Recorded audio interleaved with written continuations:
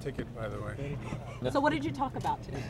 We talked about next year, the upcoming agenda, and the budget deficit and ways to deal with the budget deficit, and how we would work together and issues that were on their mind. It was a very good conversation. Obviously, the state has very big problems, but nothing that we can't tackle. And the question is going to be, can we use this moment in time and use these challenges to actually improve the state and reform the state? You know, we tend to talk about the problem. There's an opportunity in this crisis, and the opportunity is to actually reform the government and do a lot of things that we should have been doing for many, many years that we haven't done. And that's the conversation we had. But it was very positive, and I thank them for their hospitality. How do you plan to balance? Mr. Governor, like Nassau County is facing very severe financial troubles. There's talk there's going to be a takeover by NIFA. Other counties are also in trouble. What's your attitude about what should happen in Nassau County? There's some talk about we should have a higher sales tax statewide, and some of the money would go to the counties. Yeah, what do we need to do with these troubled counties? Well, it's going to depend on the specific county and what the county executive believes is most appropriate. Nassau has had a control board in the past, and I understand that they have financial problems now, and we'll see what the county executive comes up with, how he wants to handle the issue, and then we'll take it from there. But I would look to the county executives first. Governor, I don't think the state should be dictating to a county, especially from the get-go, what they should be doing. Governor, is it irresponsible of the lawmakers to leave Albany without solving the deficit? And is this a sign of things to come? Well, I certainly hope not. You know, there was at least a $300 million shortfall. The controller says it's even higher than that, but I think the governor was right in coming back and saying close the $300 million, because we're looking at a $9 billion deficit next year. Certainly at least close the remaining deficit for this year. And for them to come back and do nothing, I think is very distressing. The governor was right to call them back. You then get into the blame game, and frankly, to me, it's unimportant who's to blame, but they failed. They failed the people of the state of New York once again. Did you tell them that when you were there? Did you tell them? Does it make your job harder now, coming January? Well, all it did was kick the can down the road, you know, and now whatever deficit we had from this year is going to be added to the deficit next year. So you're just making a bad situation worse. And my basic point is, you know, hard decisions, tough choices don't go away just because you don't make them, you know. Denial is not a life strategy, and denying the state's deficit is not going to be addressing the deficit. So you don't handle it today, and now we're going to handle it next year. And it's going to be worse, by the way, because it compounds. Did you tell them they failed the people of New York? Well, you know, you talk to the Assembly, and the Assembly thinks it's the Senate, and the Senate thinks it's the governor, and the governor thinks it's the legislature.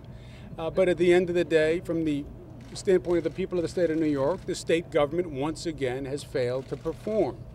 And that's what has to change next year. How do you plan to balance being a strong governor, and how do you plan to balance being a strong governor and being one that can get along and actually get the legislature to get things done? Can you be strong and cooperative? Yeah, many governors thought they could. Can you be probing and polite? Yeah, I think you can do both. It is a balance. You do it extraordinarily well. I think you can be both. I think you can be strong on the people's behalf and cooperative with the legislature. And I think I have an advantage in that all through this campaign, I took the time to lay out a very specific agenda. I said from day one in the campaign, for those of you who are listening, I want to be able to walk in January and look at the legislature and say, I'm here to do what I said I was going to do. And the people of this state voted for a very specific agenda. And we put out 7 books to lay out the whole agenda, and I went all over the state to every county developing support for that agenda. So I come in not just with a personal mandate, but I come in with the mandate from the people of the state on a specific set of items, a jobs program, a property tax cap, etc.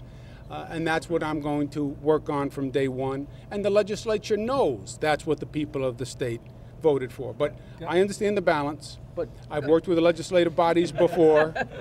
I like doing this to them. It's one of the few joys I get in my position. What size budget did the people of New York vote for? You're working with the unions, and you said that you were going to use some of your campaign money to oppose them and also perhaps raise some other money through a campaign? Look, I am working very hard to reach out to all the parties that are going to be affected by the budget. And the public sector unions, right? We said unions writ large. It's really the public sector unions. There will be public sector unions that will have to endure a reduction next year just because it's the function of the numbers. And I hope that they come to the table in good spirit. I hope they follow the example of the labor leaders in the 1975 New York City fiscal crisis, where the labor leaders came to the table and they were very cooperative and they did wage rollbacks and they put pension funds on the table because they understood the problem that the city was in and that the state was in. We have a $9 billion deficit. We need to make cuts. And I hope they would be cooperative in that venture.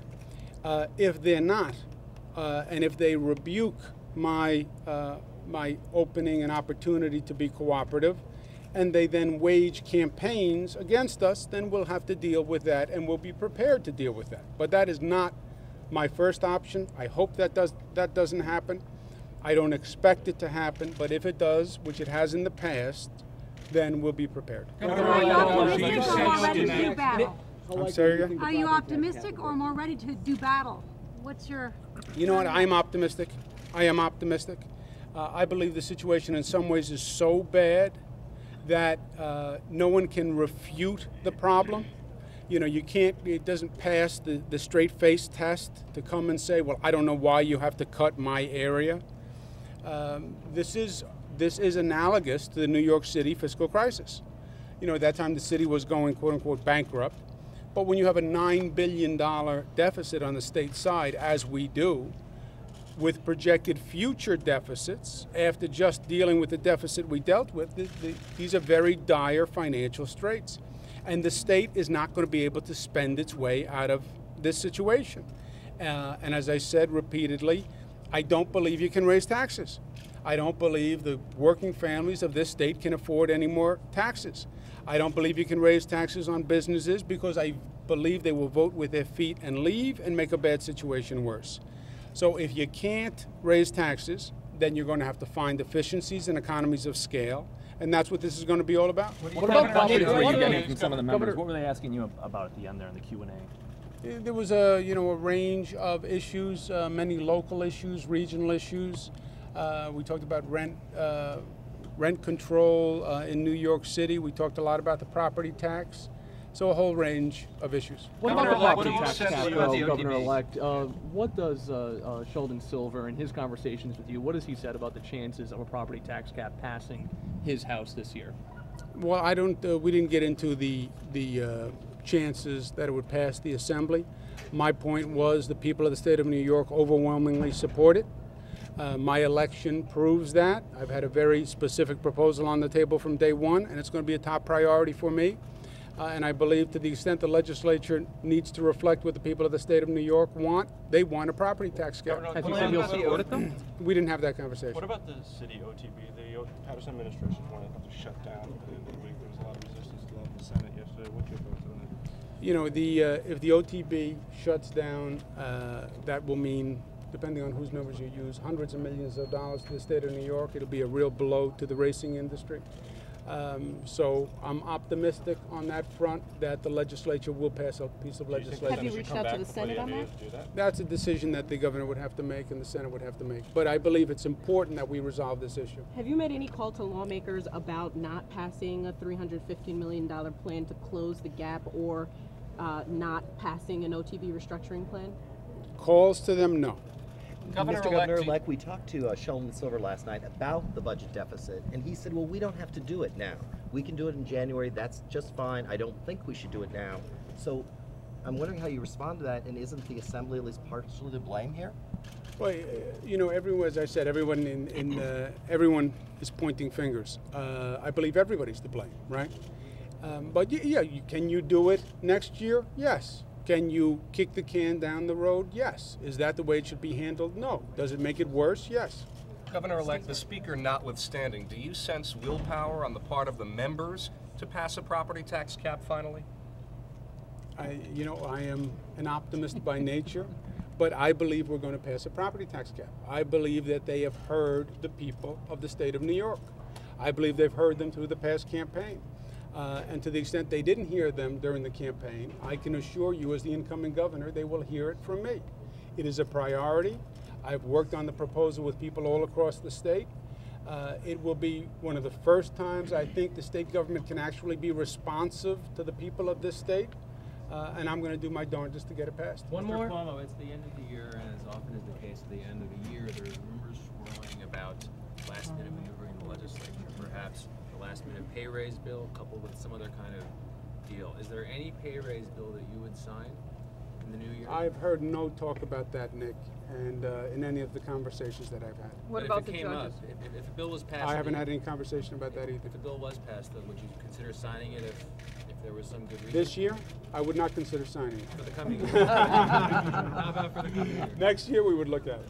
Thanks, guys. Thank you. Thank you. Thank you. Your arm is a